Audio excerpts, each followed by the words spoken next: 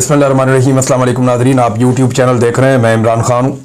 नाज़रीन, बरतानिया में प्रोग्राम हुआ शहीद अरशद शरीफ की याद में। मैं तमाम सहाफ़ियों का शुक्रिया अदा करता हूँ जिन्होंने इस प्रोग्राम को ऑर्गेनाइज़ किया और उन्होंने याद रखा हमारे प्यारे साथी शहीद अरशद शरीफ को। इस साल 23 अक्टूबर को उनकी बरसी है। इस दिन उन्हें शहीद किया गया था कीनिया में और इस हवाले से एक प्रोग्राम हुआ एतवार वाले दिन। कल इस प्रोग्राम में शिरकत के लिए हम लोग लंदन गए, वहाँ जाके हमने प्रोग्राम किया। मैं भी इसमें मेहमान था, साबिर शाकिर भाई भी थे, शहीद अरशद शरीफ की फैमिली से भी एक ऑडियो पैगाम आया था, वो भी सुनाया गया। शहीद अरशद शरीफ की 2 डॉक्यूमेंट्रीज भी दिखाई गई। कुछ उनके दोस्त हैं, आमिर मतीन साहब, दीगर कुछ और दोस्त हैं, अमीर अब्बास साहब, सिद्दीक जान साहब, दीगर और सहाफ़ी भी थे।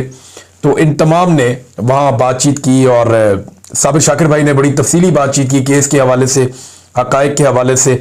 तो हम सबका शुक्रिया अदा करते हैं, ना हम भूलेंगे और ना हम भूलने देंगे। ये एक ऐसा केस है कि जो तारीख़ में ज़िंदा रहेगा, क्योंकि इसके मुद्दई हम तमाम सहाफ़ी हैं। आज कुछ बोल पा रहे हैं, कुछ नहीं बोल पा रहे।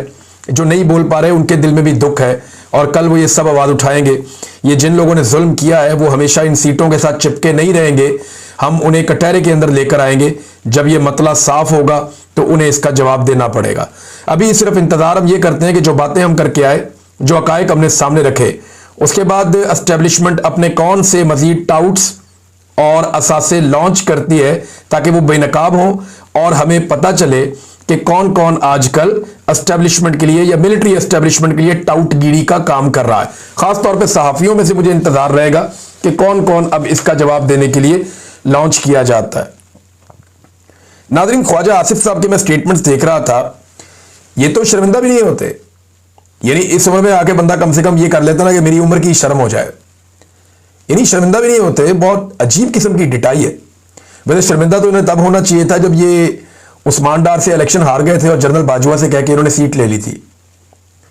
शर्मिंदा तो इन्हें तब होना चाहिए था जब ये उस्मान डार की वालदा से भी हार गए थे बगैर इंतखाबी निशान के, और इनकी हार अनाउंस भी हो गई थी ऑलमोस्ट, लेकिन फिर इन्होंने एस्टेब्लिशमेंट से जाली फॉर्म 47 ले लिए थे। अब भी शर्मिंदा नहीं हो रहे। एक दिन पहले तक ख्वाजा आसिफ जिन मुज़ाकरात को गद्दारी कह रहे थे, मुल्क की दुश्मनी करार दे रहे थे, अभी वही मुज़ाकरात करने के बाद वो जश्न मना रहे हैं कि जनाब हमारा तो काम हो गया, काम बन गया, कमाल काम हो गया, हमें तो बड़ी कामयाबी मिल गई, और कामयाबी अपने खाते में डालने की कोशिश कर रहे हैं। यही तो इमरान खान समझा रहा था। इनकी खोपड़ी में बात देर से घुसती है। इमरान खान समझा रहा था कि पाकिस्तान मुतहम्मिल नहीं हो सकता सारे फ्रंट खोलने का, लिहाजा बातचीत करो और दहशतगर्दी के मामले को हल करो। अभी भी मौका है। इमरान खान साहब ने जो बाकी बातें समझाई हुई हैं दहशतगर्दी से निपटने के लिए, उस पॉलिसी के ऊपर आप चलें। ताकत का इस्तेमाल कम करें, दिमाग का इस्तेमाल ज़्यादा करें, सियासी लोगों को आगे लेकर आएँ, कबायली जरिए से बातचीत करें। यह मामला हल की तरफ जाएगा, वैसे नहीं जाएगा। इसमें नाज़रीन पाकिस्तान को देखें, पहले तो पाकिस्तान का बिल्कुल एक नुक्ता नज़री अलग था ना। जब पाकिस्तान डोनाल्ड ट्रंप को तश्तरी में सजाकर अफगानिस्तान के साथ एक जंग पेश कर रहा था कि हुक्म कीजिए आका क्या करना है, तो ट्रंप ने ही फैसला करना था जो भी करना था। लेकिन हुआ क्या? हुआ ये कि डोनाल्ड ट्रंप ने इस पर कोई तवज्जो नहीं दी, और उसकी वजह यह है कि अमेरिका में डोनाल्ड ट्रंप के साथ जो हो रहा है वो कम हो रहा है। वहां पे तारीखी नौयत के बड़े बड़े एहतजाज हो रहे हैं। इतने बड़े एहतजाज पहले अमरीकी सदूर के खिलाफ हमने नहीं देखे। एहतजाज होते रहते हैं अमेरिका में, लेकिन इस बड़े पैमाने पर इस तरीके से ऑर्गेनाइज एहतजाज बहुत बड़ी कंपेन बन गई है।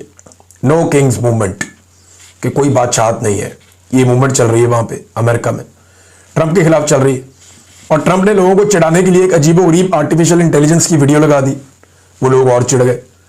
को कहा जा रहा है कि 70 लाख लोग बाहर आ गए, कुछ लोग कह रहे हैं इससे भी ज्यादा आ गए, और बड़ी तादाद में बाहर निकल के उन्होंने झंडे गाड़ दिए एहतजाज के।